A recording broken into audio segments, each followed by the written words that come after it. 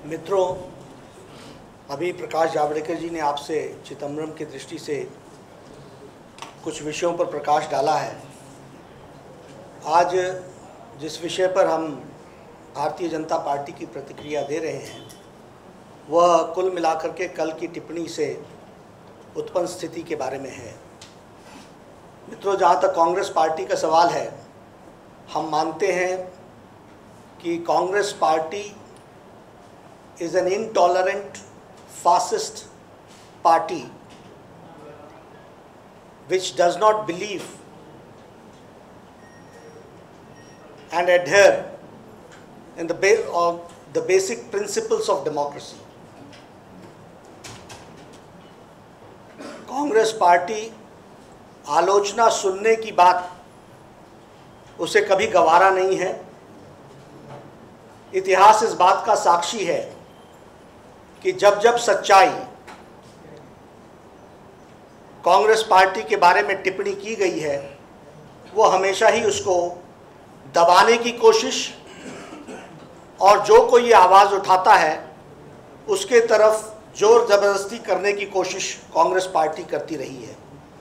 इसलिए behaviour it is intolerant and it is a fascist party.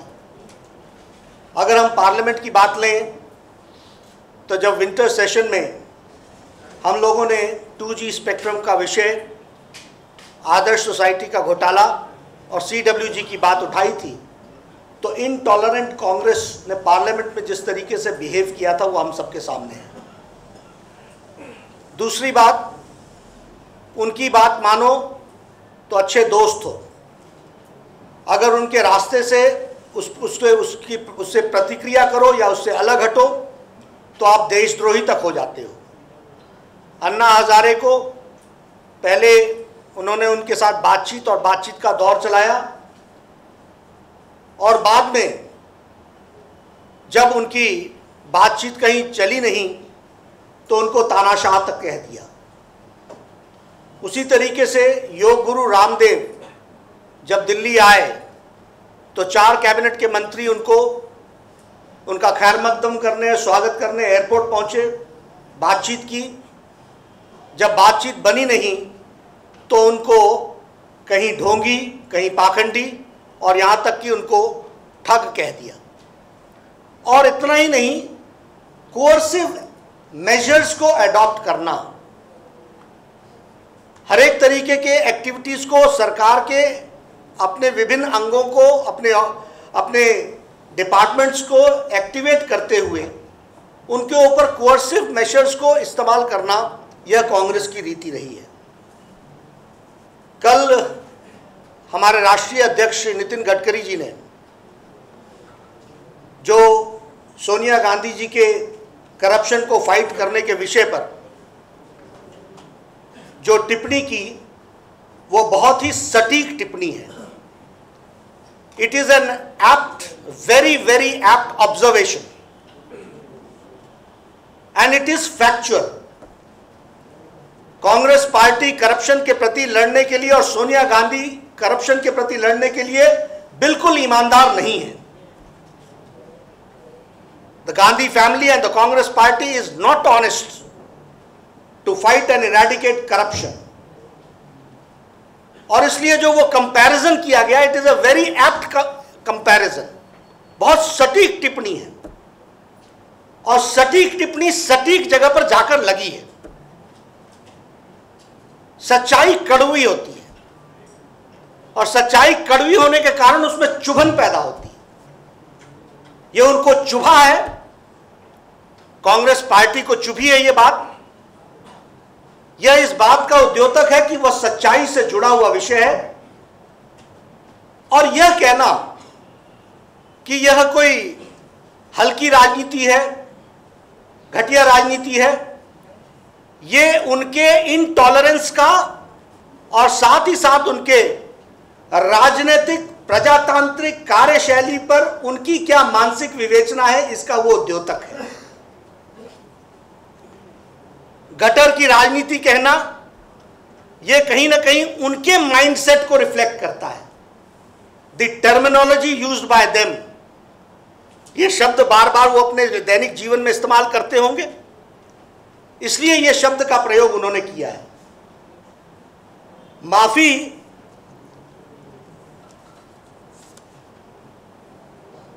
और जहां तक ये करप्शन का सवाल है, जब हमने कहा कि it is a factual statement, it is proved factual statement. हम लोगों ने यूपीए 2 के भ्रष्टाचार के बारे में जब विषय उठाया, कांग्रेस पार्टी ने पहले उसको डिनाई किया। डिनाई करने के बाद उस सारे प्रोसेस को उन्होंने डिले किया। डिले करने के बाद इन डिक्लेयरिंग फॉर इंक्वायरी, इसमें भी डिले किया, डिले इन इंक्वायरी। और डिले करने के बाद डिले दी इंक्वायरी, जब इंक्वायरी चल पड़ी तो उसको डिले किया, और जब उसकी रिजल्ट आ गई तो उसको डिनाउंस किया, उसको खारिज करने की बात कही, उसको एक्सेप्ट नहीं किया। ये इनका रिकॉर्ड रहा है। ए राजा मनमोहन सिंह के सरकार में विंटर सेशन के प्रारंभ में राजा था, he was a minister. It was BJP which raised the issue and it was supreme court which monitored the issue, जिसके कारण वो जेल गए। कलमाडी इनके हीरो थे। ये विषय जब तक हम लोगों ने उठाया और उठा करके, और उसमें भी लंबी लड़ाई लड़ी गई, उसके कारण से ये हुआ है। इसलिए जो अध्यक्ष जी ने कहा वो बिल्कुल सही स्टेटमेंट है, एप्ट है, ऑब्जर्वेशन है, और वो चुभने वाला है।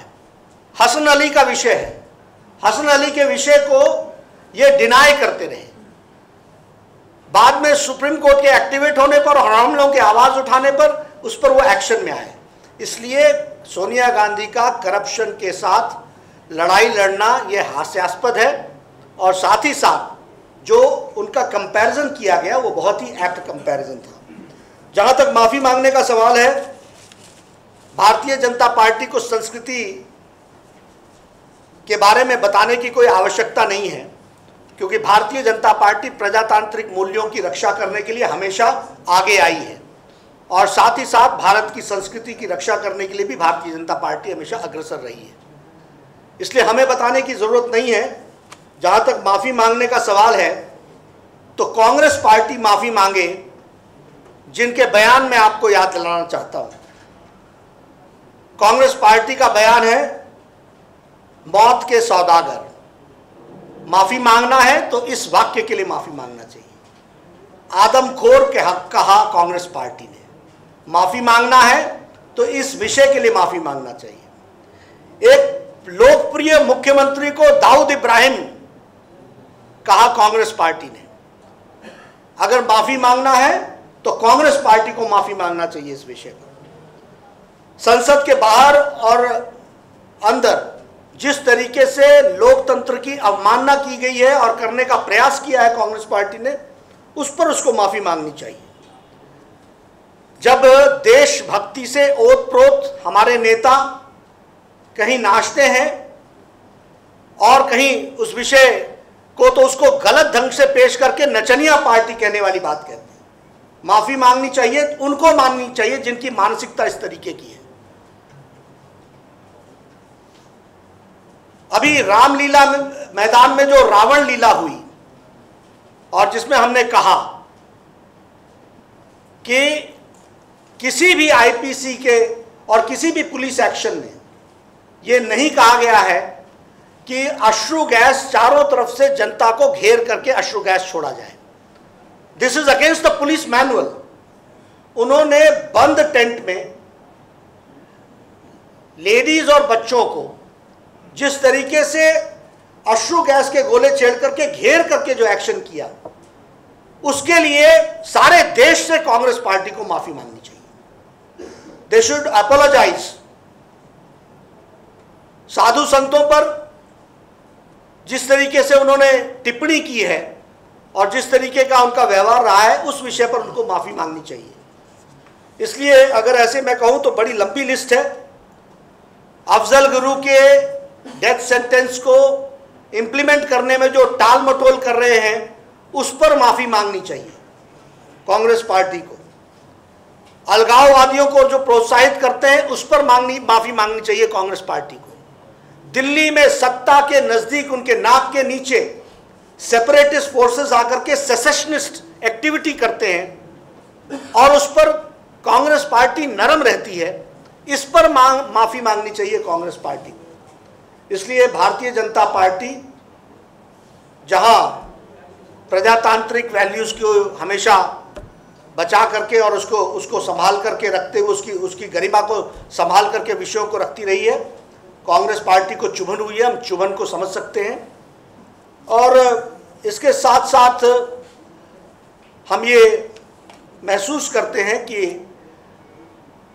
कांग्रेस पार्टी को जो इस तरीके के गैर जिम्मेदाराना बयान उन्होंने दिए हैं उसके लिए देश से माफ़ी मांगनी चाहिए, और साथ ही साथ जो गैर जिम्मेदाराना तरीके से प्रजातांत्रिक मूवमेंट्स को सिविल सोसाइटी के फाइटर्स के प्रति जो उन्होंने टिप्पणी की है उस पर माफ़ी मांगनी चाहिए।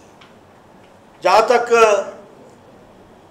चिदम्बरम जी का सवाल है, हमारा ये बड़ा स्पष्ट मानना है कि कांग्रेस और डीएमके ये दोनों एक ही थाली के चट्टे बट्टे हैं, two sides of the same coin, ये मिले जुले हैं और भ्रष्टाचार में सभी संलिप्त हैं। और भ्रष्टाचार के प्रश्न की चिन्ह उस समय के तत्कालीन वित्त मंत्री तक स्पष्ट जा रही है, और इसलिए हमारा ये मानना है कि जो 2001 के रेट पर स्पेक्ट्रम जो 2008 और 7 में बेचा गया, उस समय के वित्त मंत्री इसके लिए जिम्मेवार हैं, और कोई भी इंक्वायरी निष्पक्ष संभव नहीं है जब तक वो गद्दी पर बैठे हैं। उनको इस्तीफा देना चाहिए, और यदि वो इस्तीफा नहीं देते हैं तो प्रधानमंत्री को उनको बर्खास्त करना चाहिए, और तभी ये संभव हो सकेगा। और उसी तरीके से दयानिधि मार्ग, उसके बारे में भी मैंने आपसे चर्चा की थी कि he should also be sacked, और ताकि यह विषय दूध का दूध पानी का पानी हो और सच्चाई सामने आए। भारतीय जनता पार्टी भ्रष्टाचार के खिलाफ लड़ने के लिए कटिबद्ध रही है, एंड हमने पहले भी कहा था, we started the issue and we will take it to the conclusive end. मुझे इतनी बात कहनी। So Mr. Chidambaram has asked for an apology from BJP because you got your facts wrong as far as the Mr. Raja briefing that you had. It was a wrong Mr. Raja, not Mr. A. Raja, but someone else who works in a private company.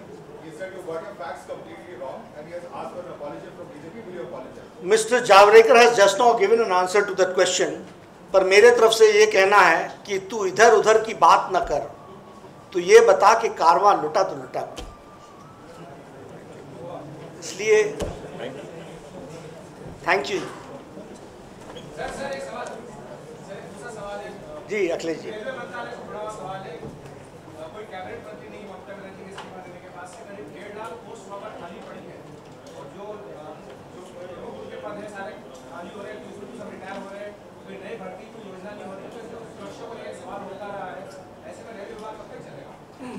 देखिए ये सारा सरकार कुशासन और कुप्रबंधन की परिचायक है। जो आपने प्रश्न किया है वो उसका एक आयाम है। सच्चाई ये है कि it is a badly govern misgovern government of the UPA 2, तो ये सब उसके प्रमाण हैं।